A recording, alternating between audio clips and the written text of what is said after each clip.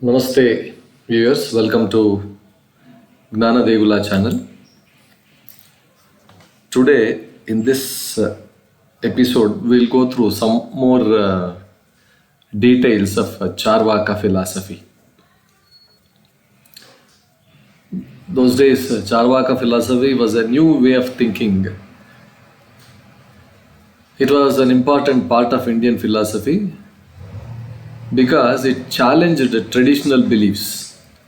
Its ideas influenced many other schools of thought, including Hinduism, Buddhism, Jainism, all those religious things which emanated from this land. These traditions had to rethink and refine their own theories in response to Charvaka's arguments. The Charvaka compared with other Hindu schools, particularly in Hindu philosophy, epistemology,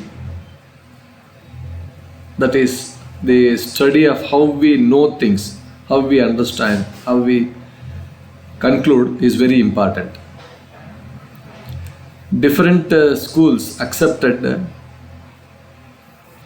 what we call it as pramāṇas, valid sources of knowledge. What are the sources of knowledge? Which can be which shows the truth about the knowledge, valid sources of knowledge. In this case, Charvakas accepted only one pramāṇa, that is Pratyakṣa, that is direct perception. Things which we can see, hear, touch, taste or smell. That was the first pramāṇa they accepted. No other pramāṇa they accepted. The other Hindu schools accepted, depending upon which school, about 2 to 6 pramāṇas. For example, Advaita Vedanta accepted all the 6 pramāṇas. That is, first one was Pratyakṣa, that is perception, direct experience, which one has, which one can get. Then Anumana, inference, logical reasoning. Upamana, comparison, understanding one thing by comparing it with another thing.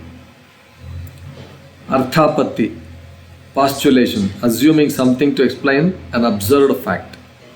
Arthapatti. Then Anupalabdhi, non-perception.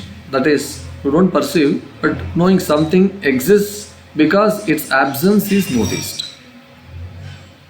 Because it is not there, it exists. That way. Then the last one was Shabda, the 6th one, testimony.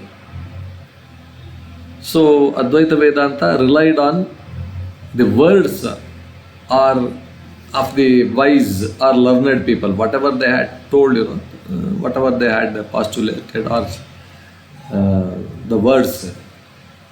That Shabda Pramana was also accepted. All the 6, this Advaita Vedanta accepted.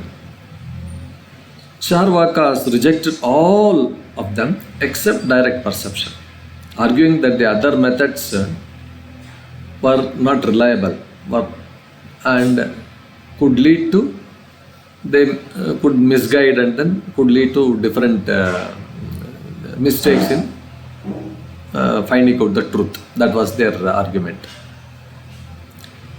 So, why did this Charvakas reject metaphysics? We all know that metaphysics is a study of things that exist beyond the physical world. Metaphysics is study of things that are beyond the physical world, such as the soul, heaven, hell, karma, other world, so many things, which we think. The Charvakas argued that inference, that is guessing based on some kind of logic, is not always correct. So we cannot use it to prove metaphysical ideas that it existed, that Svarga is there, that Naraka is there, then Devaloka, all different realms of existence. They said it is not there because you can't prove them. If we cannot see, hear, taste or whatever from this perception of these five indriyas, or directly experience something, we should not believe in it. That was their argument. So Charvakas denied the existence of the reincarnation, that is rebirth and then death, birth after rebirth, birth after death and all those things, because there is no evidence that souls are reborn. Where is the evidence? Their argument was like this. Then the soul itself, the Atman, what we call it. Soul is not the right word for Atman. Anyway, so Atman, no proof that a soul exists separate from the body. There's nothing like a soul existing which is separate from the body and things like that. Then again, the religious rituals also. It's only a tradition, that's all. There is no effect, there is no real effect, there is no concrete effect beyond this tradition. Heaven and hell also. There is no direct evidence of other worlds being there. Then again, fate and karma also. No way to confirm that actions lead to future rewards or punishments. Like this, whatever you do, it might lead to if good things, good and bad things, differentiating that, then you get good out of doing good things and then bad out of doing bad things, like this. That was not there. That they did not, they denied those facts.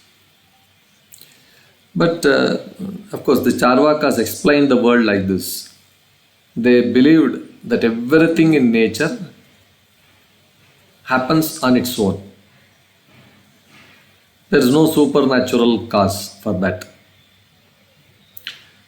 Things like fire being hot, water being cold, morning breeze, flowing of breeze, all those things, refreshing are just natural properties of these elements. These are all elements, which they have their natural properties, that's all. The fire is hot, water is cold, refreshing, cool, the breeze of the morning. By whom came this variety? From their own nature, they were born. That is their philosophy and argument. Of course, there is a verse also. Nature works by itself. There is no good God controlling it. There's nobody who controls these things. Fire is naturally hot, water is naturally cold. This is just how things are.